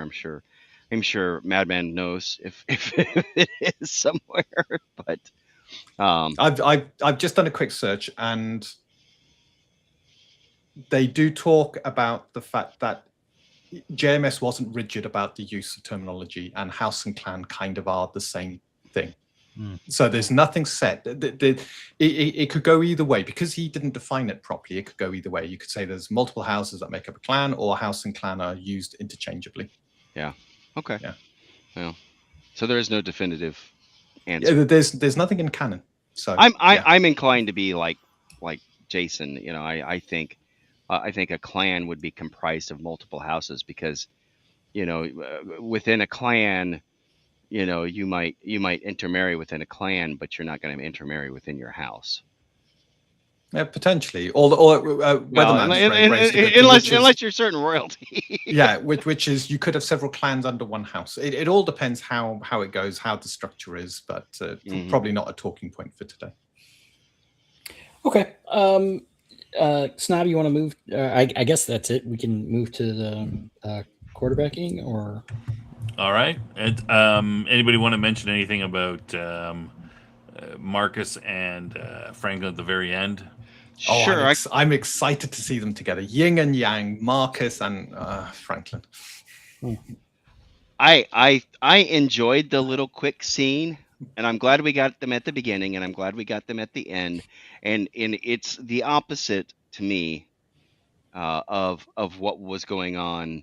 Like with the Shadow and the Shadow War, totally ignoring what was going on with Earth. I mean, this is actually we're not ignoring it. This is a thing that's going on, and we're giving you an update at the very end that they're still en route. And I kind of got a kick out of the fact that he says, well, the two of them, knowing the two of them, they're probably they're probably treating it like a vacation and stopping along the way and having a grand old time, and then of course you cut over to them and Yeah, it's the kind of conversation that can only end in a gunshot.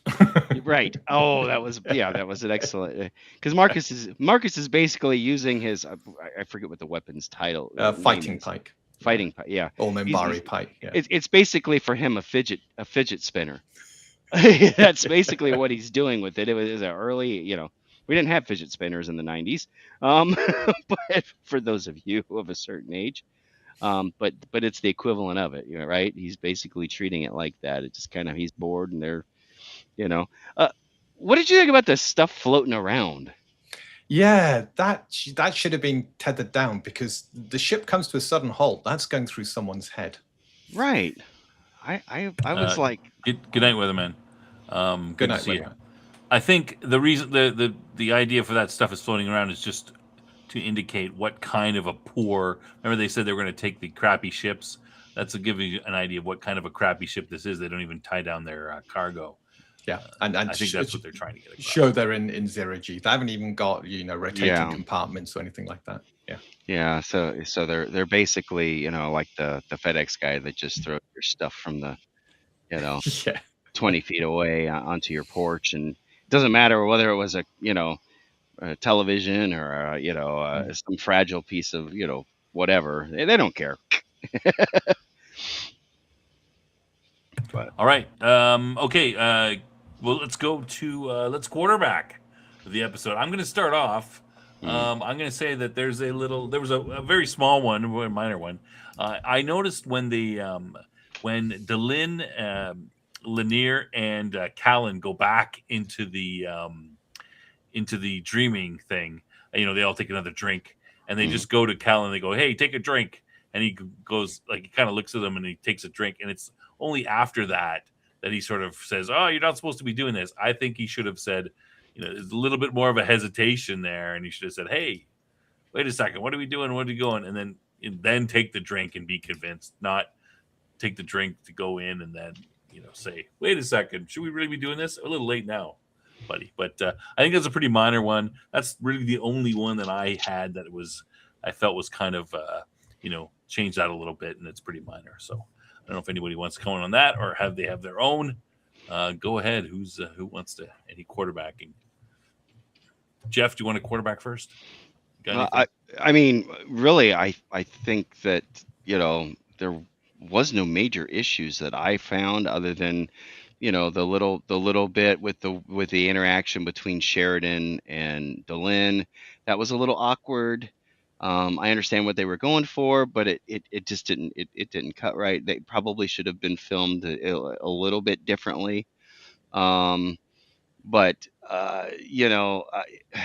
overall, I think the whole storyline worked. I like that. We got some explanation. We got some answers to questions that we've probably had since the very beginning. With how did the actual war start? We had heard that they came at us with the guns with their gun ports open, and it was a misunderstanding between humans and the Minbari. So, but we knew that, but we didn't know that. Whoa, Delin is the thing. I think that shock worked, though. Ultimately, I mean, like I said, I was kind of like, oh crap, so. That makes me think, because we got the episode where we follow the character, and I can't remember his name, the guy who actually fired the first shot, right? Yeah, Last Call from Avalon. Yeah, and he had a dreaming almost. It's all you stop and think about it, and I hadn't realized it up until just now. You basically have two parallel episodes where you have this same process of self-examination and a revelation at the end as to what your responsibility was that started all of this. So we have it from both sides. It was the guy who fired the first shot, but also now you have what Delenn did as in response to that, Right. that created that made things worse, which is interesting that they did it in both scenarios. They did it with this, dreaming flashback vision type of thing, and I wonder if that was a deliberate choice for Straczynski to do both of those that way.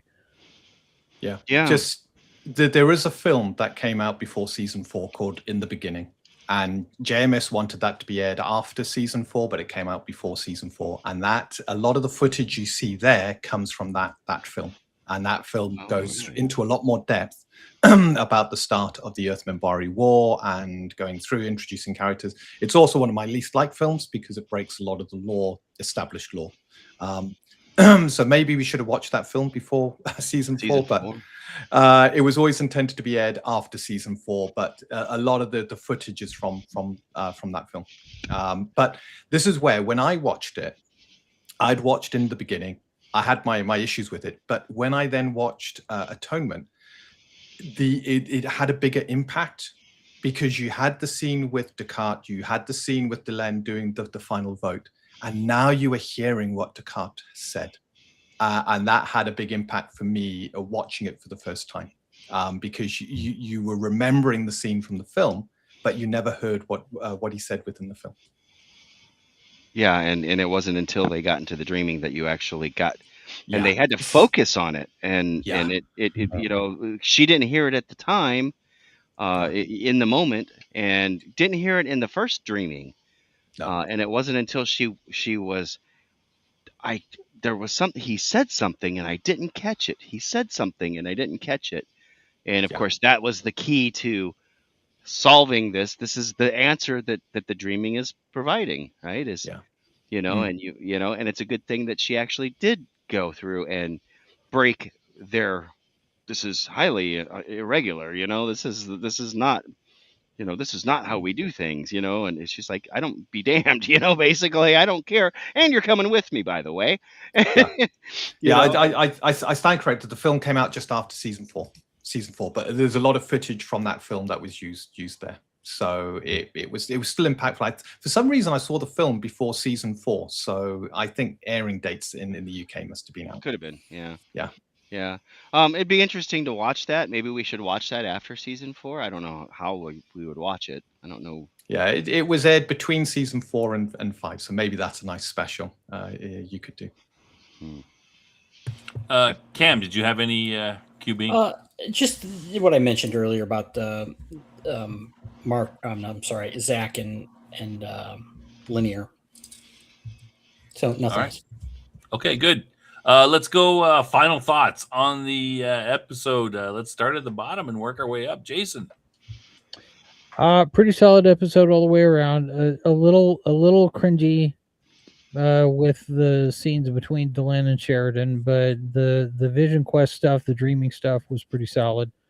I like the fact that we've gradually revealed that she was responsible. It wasn't just this, drop it in the middle of the episode and now we got to go through a bunch of unnecessary exposition. I like that they played it out, a piece by piece by piece in order to get to that point. It feels earned that they went that direction. What this does overall in terms of how this impacts Babylon 5's relationship to Earth, who knows? It kind of feels like a one-off, but not necessarily a bottle episode. It's not a filler episode, but overall, in terms of the plot to figure out what's going on with Clark and breaking away from Earth and all of that, this doesn't really have anything to do with that. And I think that might be why the scenes with Marcus and Franklin are in this thing, is so it can connect to the bigger President Clark problem, and the rest of the episode is by itself, which I think is an interesting choice. But overall, I thought it was pretty good. 7.5, 8 out of 10, I guess. All right. And those of you in the chat, if you want to put in your Q2 is done, put in your thoughts and score, go ahead. Dean. Yeah, I like the episode because it wasn't jumping back and forth between plot A, plot B. You had your bits at the start, then it focused on this story, and it's so nice to just watch an episode that focuses on the story, that tells the story. And it was really the show don't tell nature of this that I liked. It wasn't leading you by the hand, it wasn't telling you stuff. And how many episodes have we had where you're told what's happened or what to think? Instead, just showing what's happening. You're showing what's unfolding. The resolution, the marrying a female to a male and stuff like that. It's got similarities with history, and I think that's quite nice. All in all, I think it was a great episode, a return to form for Babylon 5, and 8 out of 10. Jeff. In contrast to last episode, oh my God, this was so much, as Dean said, return to form. This was so much better. And the points that Jason and Dean both made, I think are very true, and I resonate with them.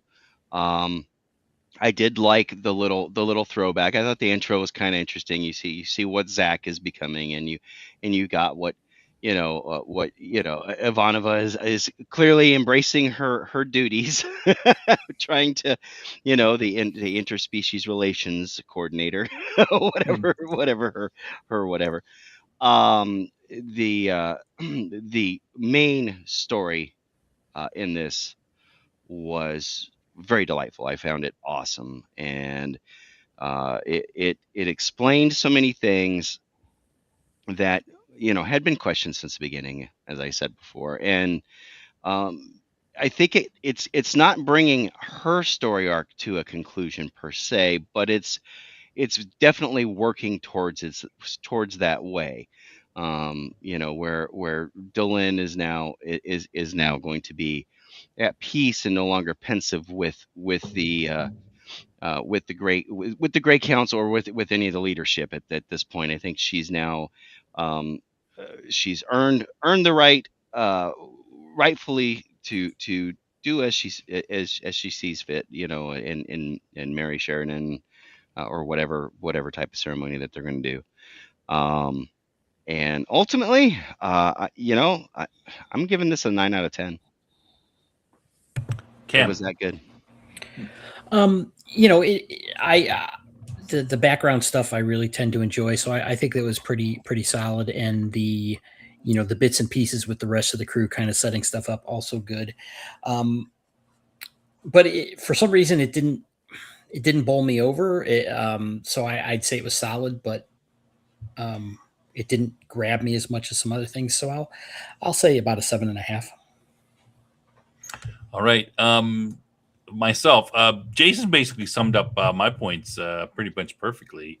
I agree. It's a solid effort. It was well done. I enjoyed learning. I always liked learning about the various alien cultures, and this was give us a good glimpse into what the Lynn story and her backstory, and how she's always keeping secrets from everybody.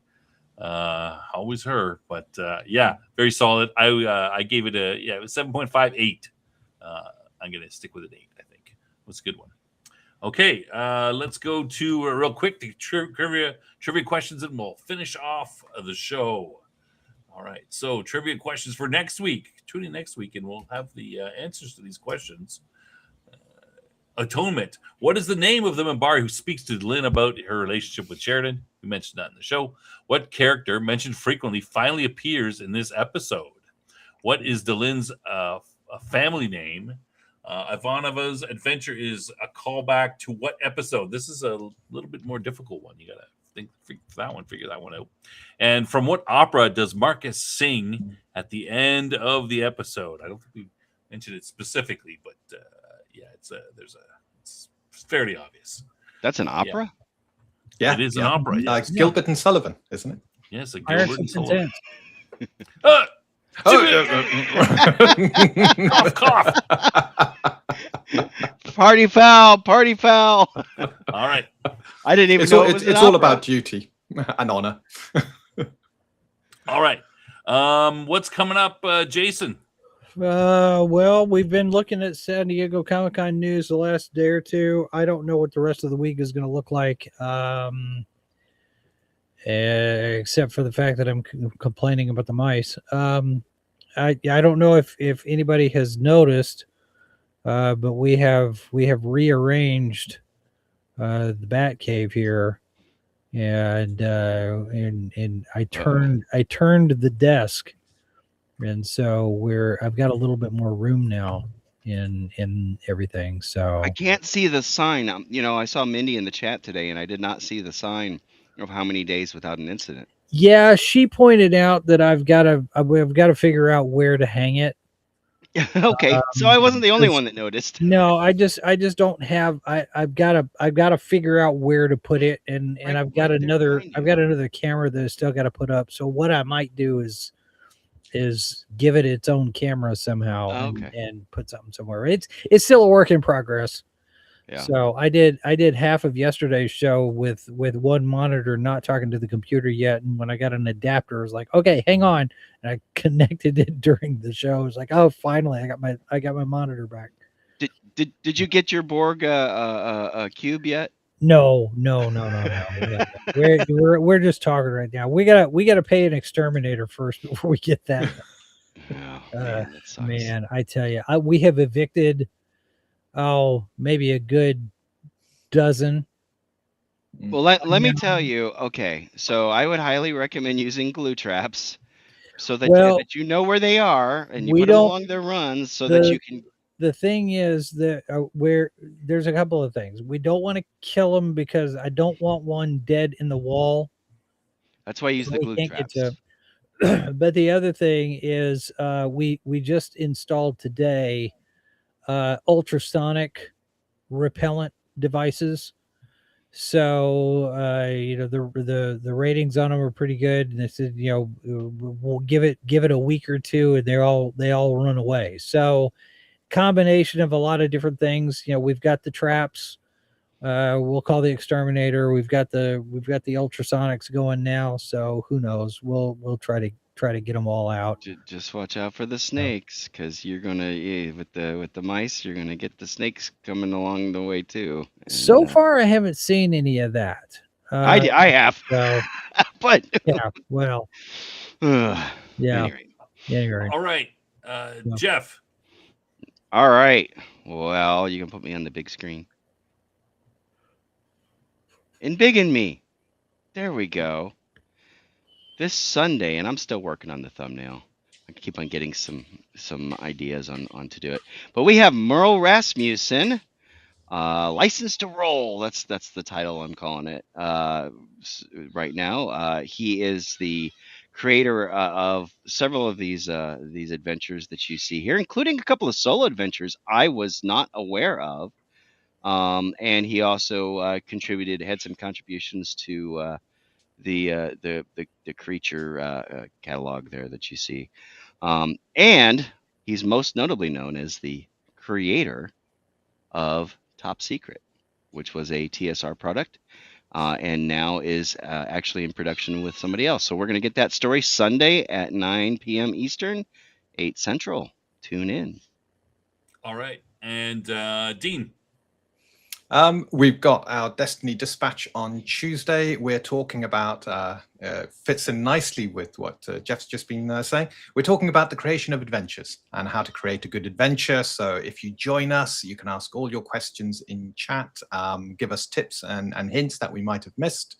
And together we can look at what makes a good adventure and how we're approaching adventure creation within Untold Destiny.